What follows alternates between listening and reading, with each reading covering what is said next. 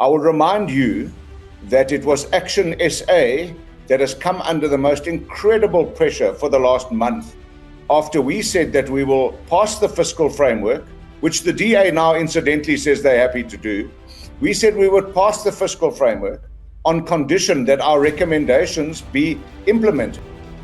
The ANC's VAT hike was crushed, but now opposition parties are battling for the crown.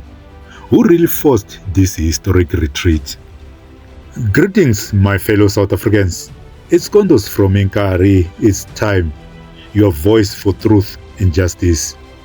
On April 24, 2025, the National Treasury scrapped the VAT increase from 15% to 15.5%, keeping it at 15% after fierce opposition. DA, EFF, MKP, BOSA and Rise Mzansi are all claiming victory. But who truly stopped the ANC's tax hike? Today, we unravel their roles and ask, will this cost the ANC votes in 2026? Let's get to it. The VAT hike that sparked outrage. The ANC's plan to raise VAT, pushed by Finance Minister Enoch Godongwana, aimed to fund the health, transport and education, but was branded anti-poor. With South Africans grappling with soaring costs, the proposal ignited fury. From township markets to city streets, the public rejected a tax that will squeeze the vulnerable most. By March 2025, protests flared and opposition parties pounced, challenging the fiscal framework that barely passed on April 2nd, 2025. With 194 votes to 182, the stage was set for a political showdown. DA's legal and coalition muzzle. The Democratic Alliance, a powerhouse in the government of national unity, claimed a leading role.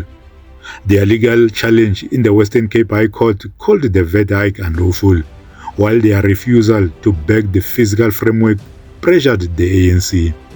With 87 seats and coalition leverage, the DA's threat to destabilize the GNU forced concessions.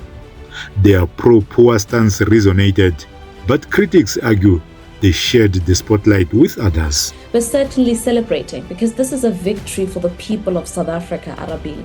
That the people of South Africa who've made it clear from the onset that they do not have more rands or cents to pay for food, for chicken enang le masapo, for baby formula, for school shoes, for nappies, for fuel, for basically living all together. And this is a fight that as the Democratic Alliance we took on behalf of South Africans, alongside South Africans to curb. And so we're very excited to have had the waking up to the news that we have here today, particularly because we wouldn't have seen the rise of this day had the Democratic Alliance not fought as hard as we did, had we not gone to court. The fact that Minister Godongwana's legal team approached the Democratic Alliance's legal team to ask for an out-of-court settlement is a clear indication that even they themselves, they knew that they were going to lose that case. And we're very proud as the Democratic Alliance that we were able to fight for South Africans there. But that's part A of our application, Wena Arabile.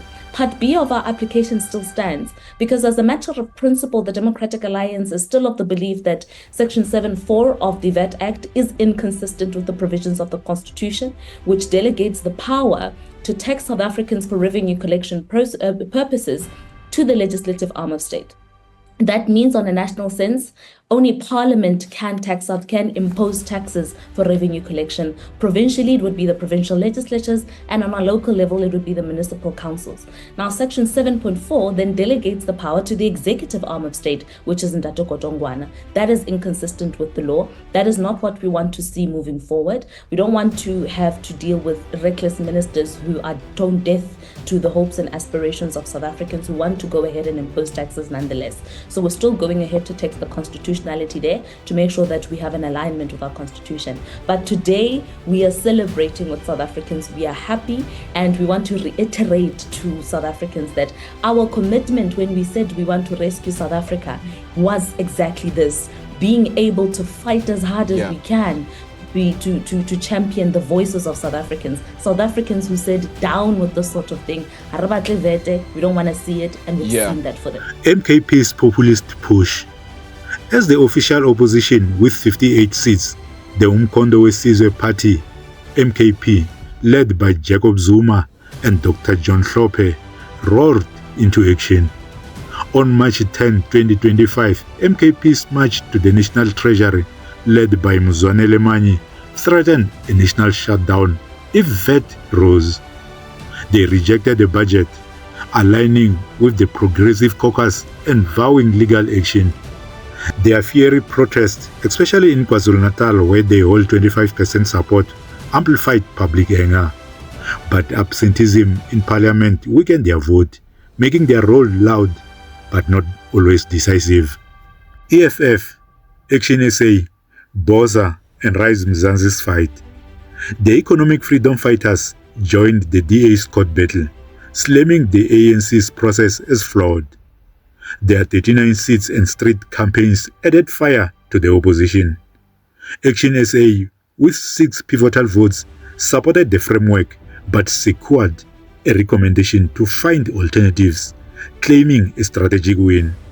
Smaller players, Build One SA, BOSA, and Rise Mzansi backed the framework while advocating for the poor, lending quiet but crucial support.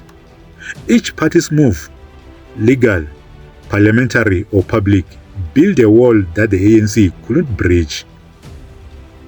Why the ANC caved?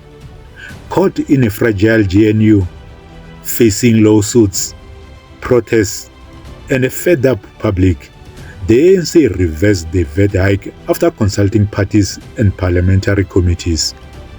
This retreat avoided economic chaos but exposed their weakness after losing their majority in 2024.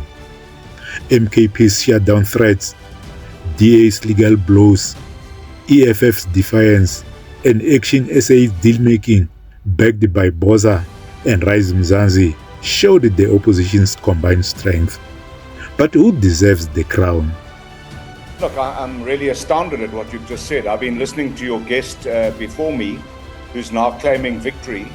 It's amazing that success has many parents and failure has none. What the DA is now displaying is a real Leviathan kind of spirit, because there's an analogy that says you can attract flies with honey or vinegar. And now that the parties that applied the vinegar application are seeing that the parties that use the honey are attracting more attention, they're now trying to claim success and victory. I will remind you that it was ActionSA that has come under the most incredible pressure for the last month after we said that we will pass the fiscal framework, which the DA now incidentally says they're happy to do. We said we would pass the fiscal framework on condition that our recommendations be implemented. And those recommendations are that we go back and interact with Treasury and the Finance Minister to find alternatives to increasing VAT. We have done that systematically over the last month. We have engaged with all of the people involved, the ANC, Treasury, the Finance Minister. We've come up with proposals. The Minister has accepted those. We've had meetings, we've had interactions, we've released press statements. So there's a paper trail for the last month of what we've actually done. And you know, South Africans are always at their very best when they're working together and cooperating. And they're at their very worst when they're fighting against each other and litigating and finger pointing and criticizing. And this is just yet another example of a political party in South Africa that has chosen from the beginning of this new dispensation to say that we will be a critical but a constructive opposition. And we have been just that. We've been constructive. We have gone to the trenches to find a solution, not to the courts. We went to the trenches to find a solution to prevent poor people having to pay VAT. So I don't understand what your introduction was. We are delighted that we were the party that stuck our necks out in the Finance Committee. We were called ignorant, we were called stupid, we were called quaint. Now all of a sudden everyone's claiming victory. The VAT reversal is a win for South Africans, but it's a bruise for the ANC's pride. Opposition parties, MKP with protests, DA with lawsuits, EFF with defiance, ActionSA with deals, and BOSA and Rise Mzansi with support all claim victory. The DA's coalition cloud and MKP's KwaZulu-Natal fire led the charge, but no single party owns this win. With 2026 elections looming, the ANC's misstep could bleed votes, especially in urban areas and KwaZulu-Natal, where MKP's rise threatened most. South Africa's future is up for grabs. Who will shape it? No, I was not surprised, but I was just worried about how they're going to deal with it. And with the statement issued by the National Treasury, which came out immediately after midnight, it was really reassuring then that they've taken this position despite the challenge about what to do with the revenue shortfall of 75 billion rands or more.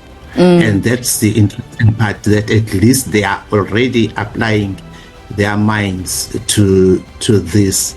It had to happen because they needed the money, and the VAT is the easiest way to raise revenue. It does not need too many steps. However, the question was, how will the government deal with the service delivery issues there? Because this 75 billion rands, which is now going to be a shortfall, where will the money be taken and that's from? where that's where I'd like to bring you in, Prof, as somebody who knows economics and business. Where would you advise the finance minister to go? Because for months and months, leading up to budget 1.0, before it was postponed, remember there was rumor of that 2 percentage point that he first wanted to propose. He was saying that there's no other way. He told South Africans that there's no other alternative. So to reverse this 0.5 percentage point means there are other alternatives. What are they? That is where the problem is, because it means the portfolio committee, which deals with these things, will have to really apply their minds. And you must remember, next year is the local government elections. So any amount of money they try to get from anywhere else, the people there will complain. South Africa, who do you think won this VAT battle? Is MKP, DA, EFF, ActionSA, BOSA or Rise Mzansi the real hero? Drop your take in the comments below and let's debate. If this breakdown opened your eyes, hit like, subscribe to Inkari It's Time, and ring the bell for more. Share this video to wake up the nation. We need every voice. This is Kondos of Inkari It's Time, signing off. Thank you for watching and take care.